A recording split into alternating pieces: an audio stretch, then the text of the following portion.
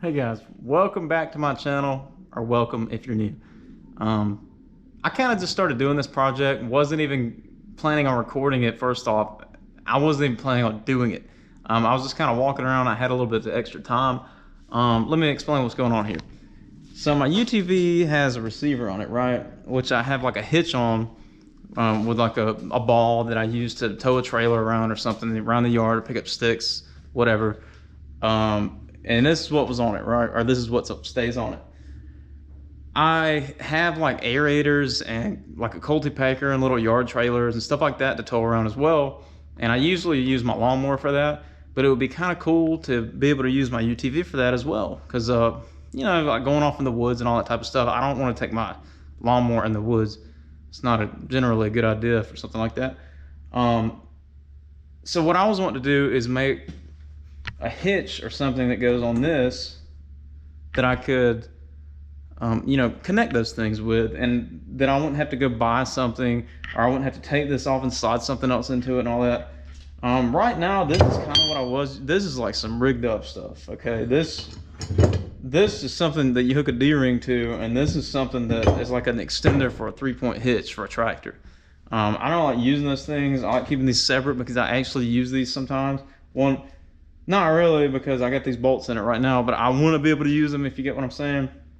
And what I've came up with, I've already cut this. I just used this porta band right here to get my line started, and then I used just a reciprocating saw to finish the cut right here to get this piece of metal gone. Here's a piece of metal right here. I was originally planning to cut the top and the bottom out, but then I came up with the idea of just cutting this top piece out, and it actually lays perfectly right there. So where I'm at right now with this is I'm able to slide that up on there. So I need a hole in that to be able to pin that, you know, to pin the piece to it. So that's where I'm at right now. Like I said, I wasn't going to record it. I just was like, this might be cool for somebody to watch or kind of get an idea if they have something like this going on as well. So I got my hole marked. I got it as close as I could. Hopefully I'm dead on the money.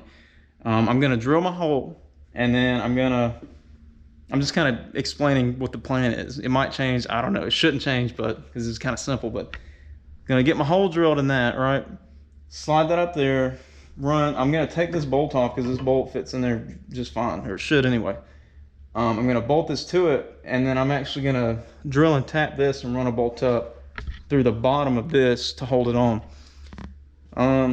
I realized that I could weld it. I have a welder, and I realized I could have used a different tool like a grinder or something for cutting that, but I didn't want to make a big bunch of sparks and mess and all right now, and a bunch of noise, and it was a small cut. I don't feel like getting the welder out and dragging all that, so I'm just going to use bolts. That should be fine because I never tow more than 1,000 pounds in a yard cart anyway, and there shouldn't be much forces on it, you know, with the aerator or the cultipacker or the seeder. None of that stuff shouldn't be that much force on it, so I'm thinking this will work just fine.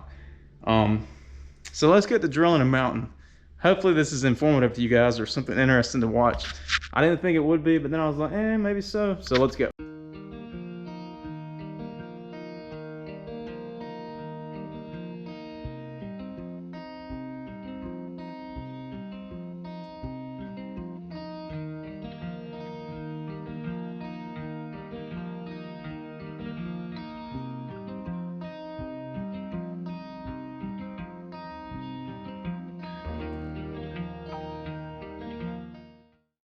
Okay, so now that we have this the hole drilled, I'm able to stick a bolt in there and hold it in place. What I'm going to do now before I drill a hole through here is drill a hole right here that we were talking about earlier. And I don't know what size bolt this is. It's a metric. It's 10 millimeter. Okay, so this is a bolt I had laying around. That's why I'm just picking whatever. I'm going to drill the hole, drill this all the way out, tap it, bolt it down, get it tight, and then I'll just run my drill bit straight through here, and it'll come out this side because, you know, there's already 2 holes in here, so it's going to be dead perfect, right? So that's the idea, and that's why I'm doing it that way. Let's get this hole drilled, tapped, and then we'll drill through here.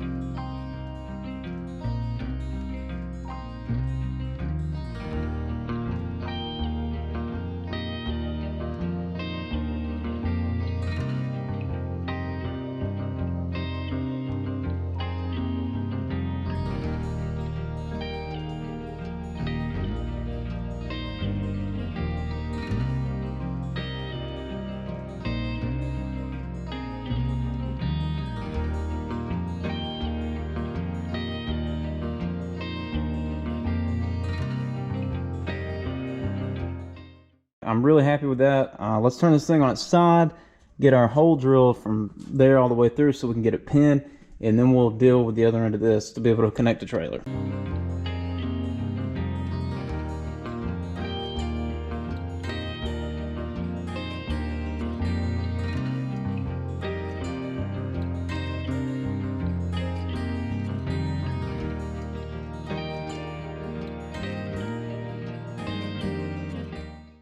So everything's going on the right track. I stuck it on the UTV and checked everything.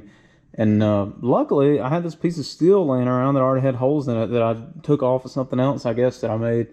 And what I'm going to do, I have a hole at 1 inch. I'm going to drill another hole at 3 inches. And I'm going to actually bolt this to this square piece right here, right? So then we have this sticking out. I'm actually going to enlarge this hole so that the pins of our attachments, you know, our trailer and cultipacker, etc., will fit there. And once I get these holes drilled and bolted down, all this should be finished up, and then I'll show you the finished product.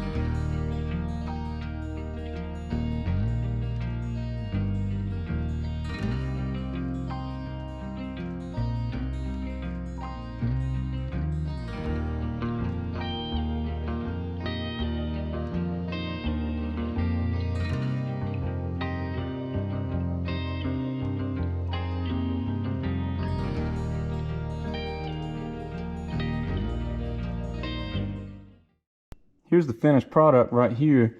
I'm really happy with the way this turned out.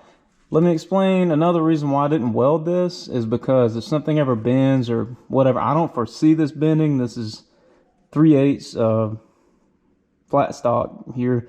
I don't know if you've ever tried to bend 3/8, but it's difficult to bend, especially a piece like this. There's only going to be maybe 100 pounds max force up and down. Most of the force is going to be this way, not this way. It's cool that I have enough clearance to put my big trailer still and enough clearance to put this. I'll go ahead and show you what it's kind of gonna be like connected. Just do like that, like that, and just pop this pin in here. There we go, and I'm ready to go. I have really good turning radius. You can see that right here. This machine will not turn that steep, so I'm not worried about that. And another cool thing, if I go up a steep hill or hit a ditch or anything, I have that. So I'm never going to be going in a ditch like that or up a steep, ridiculous hill with this trailer or a cultipacker or whatever. So really happy with the way it turned out. Thanks for watching, guys. I hope that was semi-informative to you. I normally don't record me doing all these small projects like this, and I honestly wasn't even going to do that today. I've been meaning to do it for a long time, like probably 6 months or something. And I've just kind of been dealing with this thing I got going on back here, kind of rigged up stuff. But it's nice to have a permanent solution now, and it's nice to not have to be swapping stuff around. And that thing was real floppy. You know, like when I go to back up with that, it would kind of shift and everything would get bound up with that, and nothing's like that's going to happen. So that's nice. I appreciate you guys watching, and hopefully it was informative in some way. At least you got to watch me drill lots of holes and make a big mess, right? But I'll see you guys in the next one.